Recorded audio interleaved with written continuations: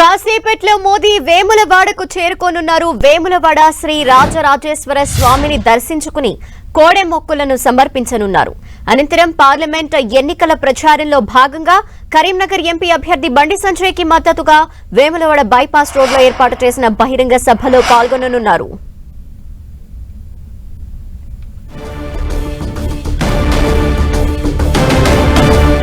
మరి కాసేపట్లోనే ప్రధాని మోదీ వేములవాడకు చేరుకోబోతున్నారు.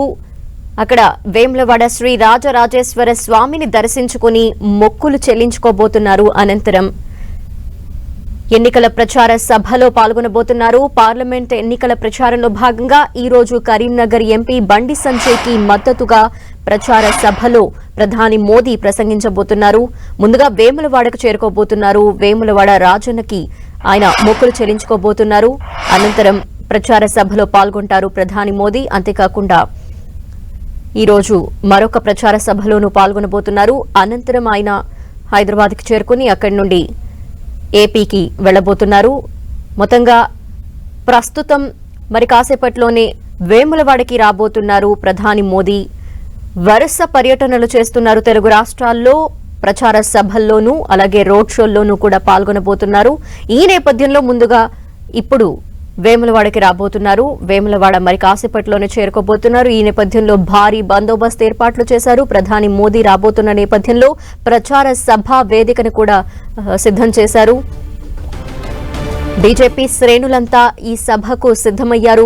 మరి కాసేపట్లోనే వేములవాడకు మోదీ చేరుకోబోతున్నారు. అక్కడ రాజరాజేశ్వర స్వామిని దర్శించుకుని కోడెముక్కుల్ని చెల్లించుకుంటారు.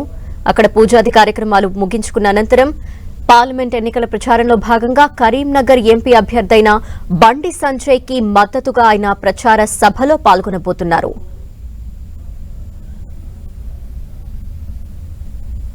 ఇక మరిన్ని వివరాలు మా ప్రతినిధి సతీష్ నడికి తెలుసుకుందాం. సతీష్, ఎంతసేపట్లో ప్రధాని మోదీ వేములవాడ రాబోతున్నారు, అలాగే ఎంతసేపు అక్కడ ఉండబోతున్నారు, పూజాది కార్యక్రమాలు ఎంతసేపు వరకు జరగబోతున్నాయి, ప్రచార సభకు ఎప్పుడు వెళ్లబోతున్నారు, మొత్తం స్కెడ్యూల్ చెప్పండి.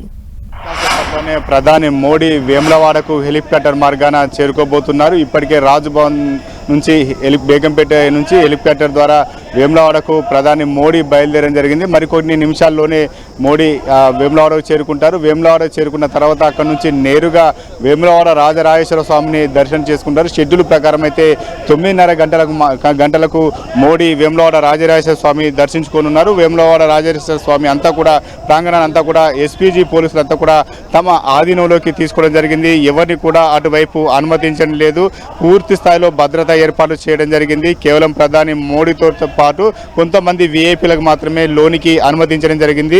వేములవాడ రాజన్నను దర్శించుకుంటున్నటువంటి మొదటి ప్రధానమంత్రిగా మోడీగా చెప్పుకోవచ్చు. ఇప్పటివరకు ఏ ప్రధాని కూడా వేములవాడ రాజరాజేశ్వర స్వామిని దర్శించుకోలేదు. ఈరోజు ప్రధాని మోడీ వేములవాడ రాజరాజేశ్వర స్వామిని దర్శించుకొని కోడెమొక్కుల రాజన్నగా పిలుస్తారు కాబట్టి వేములవాడ కోడెమొక్కులు చెల్లించుకొని స్వామివారిని దర్శనం చేసుకుంటారు. దర్శించుకున్న తర్వాత 10 గంటల ప్రాంతంలో వేములవాడలో ఏర్పాటు చేసినటువంటి జనసభకు ఇక్కడికి వస్తారు. దాదాపు గంట పాటు ఇక్కడే బీజేపీ కరీంనగర్ అభ్యర్థిగా పోటీ చేస్తున్నటువంటి బండి సంజయ్ తరఫున మోడీ ఇక్కడ ప్రసంగించబోతున్నారు. కేంద్రంలో బీజేపీ అధికారంలోకి వచ్చిన తర్వాత ఎటువంటి సంక్షేమ పథకాలు తీసుకువచ్చింది, రాష్ట్రానికి ఎటువంటి నిధులు కేటాయించింది, అదేవిధంగా ఇక్కడ అధికారంలో ఉన్నటువంటి కాంగ్రెస్తో పాటు గతంలో అధికారం ఉన్న బీఆర్ఎస్ పార్టీ పైన ఖచ్చితంగా మోడీ విమర్శలు చేసే అవకాశం కనిపిస్తుంది. బీజేపీ సభ విజయవంతం చేయడానికి పెద్ద ఎత్తున బీజేపీ శ్రేణులంతా కూడా ఏర్పాటు చేశారు. కరీంనగర్ నుంచి బండి సంజయ్ పోటీ చేస్తున్నారు. ఈ సభ విజయవంతం చేసి బీజేపీ బలంగా ఉంది, బీజేపీ ప్రజలు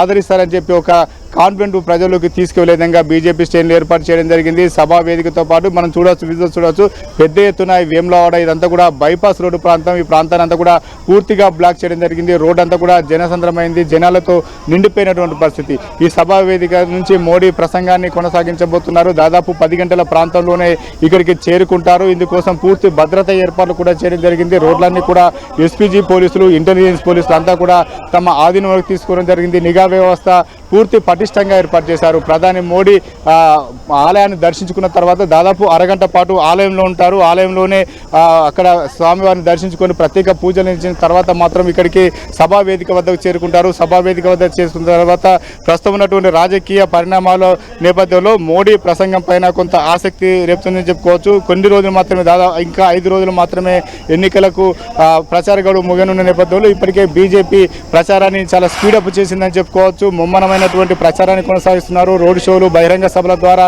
ప్రజల్లోకి వెళ్లేందుకు వ్యూహాత్మకంగా ముందుకు వెళ్తున్నటువంటి పరిస్థితి.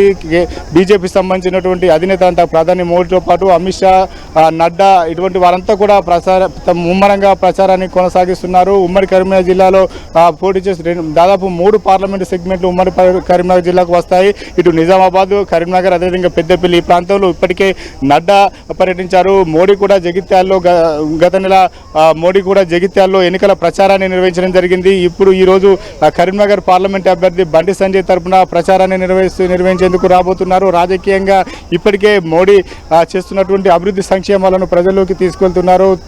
కేంద్రంలో ఉన్నటువంటి అధికారంలో ఉన్నటువంటి మోడీ రాష్ట్రానికి దాదాపు 1000 కోట్ల నిధులు కేటాయించాలని చెప్పి అంశాన్ని ప్రజల్లోకి తీసుకెళ్తున్నారు. దీంతో పాటు రాజకీయంగా కీలకంగా మారినటువంటి రిజర్వేషన్ల అంశం పైన కూడా చర్చ జరుగుతున్న నేపథ్యంలో వాటిపైన కూడా ఒక క్లారిటీ ఇస్తూ ప్రసంగాలను కొనసాగిస్తున్న పరిస్థితి. మొత్తానికైతే ఈ రోజు మరికాసేపులోనే మోడీ జనసభకు రాబోతున్నారు. ఇందుకోసం భారీ ఏర్పాటు చేశారు. మరికాసేపులోనే మోడీ జనసభకు చేరుకుని ప్రసంగాన్ని కొనసాగించబోతున్నారు. వేములవాడలో రాజన్నని దర్శనం చేసుకున్న అనంతరం మొక్కులు కూడా చెల్లించుకోబోతున్నారని తెలుస్తోంది.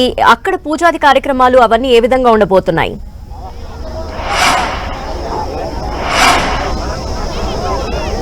Signals down.